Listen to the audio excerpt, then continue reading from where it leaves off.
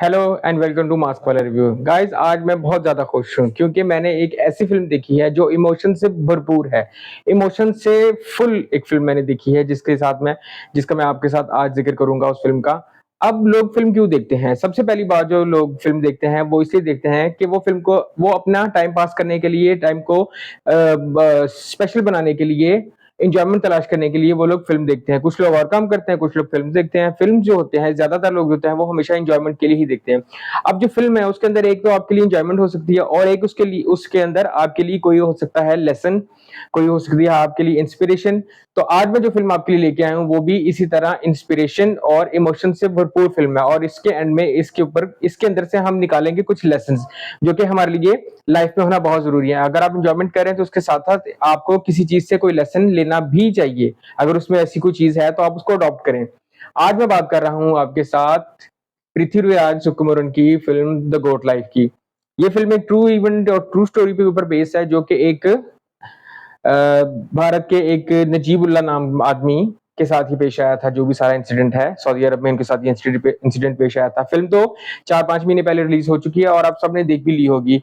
मैं ज़रा थोड़ा-सा हुआ हूँ लेट, क्योंकि मुझे इस फ़िल्म के बारे में बहुत ज़्यादा सुनने को मिल रहा था, पर मैं इसे देख नहीं पा रहा था। अब मैंने इस फ़िल्म को देखा है और वो फ़िल्म जो है मेरे सीधे यहाँ नहीं, मेरे यहाँ लगी है जाके, यहाँ बिल्कुल। आप बिल्कुल सही समझे हैं। पहले मैंने आपसे कहा था कि मुझे वो फ़िल्म अच्छी लगती है जो मेरे यहाँ लगे, जिसकी कुछ सेंस बने, और कुछ फ़िल्में होती हैं जो कि होती हैं इमोशनल, जो कि सीधी आपकी यहाँ लगनी चाहिए, और मुझे ये फ़िल्म यहीं पे लगी है। अब इस फ़िल्म में एक तो जो दिखाया गया है वो ये है कि एक जो बंदा है वो भारत से जाता है अपने अच्छे फ्यूचर के लिए गल्फ कंट्री यानी कि सऊदी अरब जाता है। वहाँ जाके फिर वो उसको जो भी उसके साथ मिसहैप्स होते हैं और जो भी जिन सर्कमस्टांसेस से गुज़रता है, जो उसके साथ झूठ बोला जाता है और फिर जिस तरह वो फँसता है, जहाँ जैसे वहाँ से निकलता है, ये सब तो आपने देख ही लिया होगा। एक सर्वाइवल मूवी और एक इंसान की जो होती है कोशिश, जो जिद्दोजहद होती है किसी मुश्किल हालात को बर्दाश्त करने की और वहाँ से निकलने की, ये सारा उस फ़िल्म में दिखाया गया है। ये आप देख चुके हैं और आपको उसकी स्टोरी भी पता है। बाकी सब चीज़ें बहुत अच्छी हैं, फ़िल्म बहुत अच्छी है, इसलिए फ़िल्म मेरे यहाँ आके लगी है। फ़िल्म आपके भी यहाँ लगी होगी। जब फ़िल्म एंड हुई है और आप उठे होंगे, तो ज़ाहिर है आपने उसके लिए तालियाँ लाज़मी बजाई होंगी, क्योंकि फ़िल्म है ही इतनी अच्छी। अब इस फ़िल्म के बारे में हम कुछ वो चीज़ें डिस्कस करेंगे जो कि हमें इसके लिए लेसन है, जो इस फ़िल्म से हम लेसन के तौर पे अपने लिए निकाल सकते हैं और इसको अपनी ज़िंदगी के ऊपर अप्लाई करके इसे अडॉप्ट कर सकते हैं। उसमें सबसे पहली जो चीज़ है, जो सबसे पहला लेसन है, वो है सब्र का। इस फ़िल्म में आपको दिखाया गया है कि वो आदमी शायद 2 साल या 10 या 2 साल से भी ज़्यादा शायद इस इन सारे मुश्किल हालात में रहता है, पर वो सब्र का दामन कभी भी हाथ से नहीं छोड़ता और वो हमेशा जद्दोजहद में लगा रहता है कि मैं यहाँ से निकलूँगा, किसी न किसी तरीके से निकलूँगा, मुझे यहाँ से निकलना है। इसलिए ऐसे किसी भी हालात में आपको सब्र का जो दामन है, वो कभी भी नहीं छोड़ना चाहिए। दूसरी बात जो इसमें दिखाई गई है और जो मैंने ऑब्ज़र्व की है, वो है उम्मीद। कभी भी आपको किसी भी हालात में उम्मीद नहीं छोड़नी चाहिए। वो उम्मीद आप बेशक गॉड से लगा लें, खुदा से लगा लें और अपने जिस भी हिसाब से आपने उसको ऑब्ज़र्व करना है, वो आप उम्मीद लगा लें और उस उम्मीद को आपने टूटने नहीं देना, उस उम्मीद को आपने बाँध के रखना है।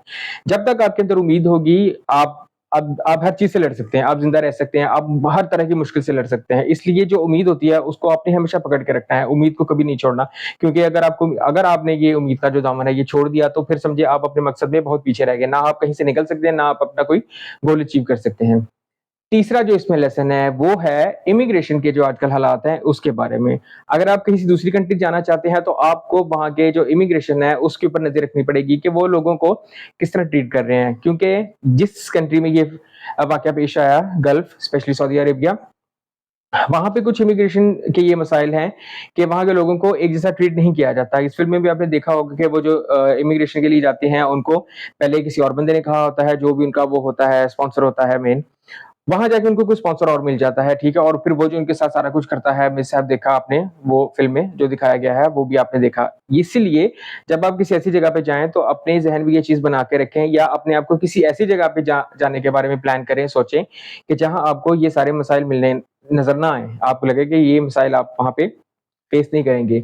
इसलिए आपको इस चीज़ को बहुत अच्छी अच्छी तरह देखना पड़ेगा। चौथा जो इसमें लेसन है वो हमारे लिए वो ये है कि जब आप किसी दूसरी जगह जाते हैं तो उस जगह की लैंग्वेज, कल्चर को आपने अपने ज़हन में रखना है क्योंकि वहाँ जाकर ये सारी चीज़ें आपको फेस करनी पड़ेगी। या ना आपको लैंग्वेज आती है वहाँ की, ना आप वहाँ के कल्चर से वाकिफ़ हैं और ना आपको वहाँ के लोगों का रहन-सहन पता है। जब आप बिल्कुल एक नई जगह पे जाते हैं तो वो बड़ा मुश्किल होता है आपके लिए सर्वाइव करना। इसलिए अपने आप के ज़हन में ये हम चीज़ हमेशा रखें। अगर आप कहीं पे भी ये चीज़ जाने की सोच रहे हैं तो उसमें आपको ये वाला फैक्टर लाज़मी देखना पड़ेगा। और इस फ़िल्म से हमें ये लेसन मिलता है कि जब कहीं आपने जाना है तो उस लिहाज से अपने आप को प्रिपेयर करें थोड़ा-सा। ये नहीं कि बिल्कुल आप ब्लाइंडली आँखें बंद करके वहाँ चले जाएँ और फिर आपको हर तरह की मुश्किलें आपके सामने प्लेट में रख के आ जाएँ।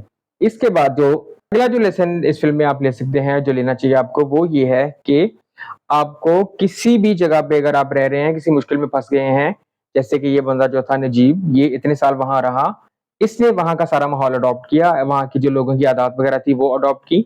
अडॉप्टेबिलिटी आपके अंदर होनी चाहिए, वो आप जब तक नहीं होगी आप किसी जगह पे सर्वाइव नहीं कर सकेंगे। आपको उसने अपने आप को जानवरों के अंदर एडजस्ट किया, जानवर के साथ रहा, उनको कैसे रखते हैं, वहाँ के लोगों के साथ कैसे रहते हैं, वो सारी चीज़ें उसने अडॉप्ट की। साथ-साथ वो अपनी स्ट्रगल जारी रखा है उसने, मैं यहाँ से निकलूँगा, मैं एक दिन यहाँ से निकल के दिखाऊँगा और मुझे यहाँ से निकलना है। उसके अंदर एक विल थी, होप थी, उसने सब्र किया, ठीक है? ये सारी चीज़ें करने के बाद वो वहाँ से निकलने में हुआ कामयाब और फिर वो अपनी कंट्री पहुँच गया, अपनी फैमिली के पास पहुँच गया। फिर इस फ़िल्म में काफ़ी चीज़ें ऐसी दिखाई गई हैं जो कि आपको उसकी जो फैमिली है उसके साथ जो उसका रिलेशन है, जो उनको मिस करता है, वो आपको देखने से ताल्लुक रखती है। जो सीन मुझे इसमें सबसे ज़्यादा पसंद आया वो था कि मुजीब के पास एक शीशे की बॉटल थी, उसमें शायद कुछ अचार था काफ़ी पुराना और वो बार-बार उसको फ़िल्म में काफ़ी दफ़ा दिखाया गया है कि वो उसको बार-बार स्मेल करता है, जो अचार की खुशबू है सूँघता है। अचार की जो खुशबू है वो उसको अपने जो उसके घर भारत में जो उसकी फैमिली है, बीवी है, बच्चे हैं, माँ-बाप हैं, वो उनको याद दिलाता है और उनसे उनका जो रिश्ता है वो मज़बूत रखता है।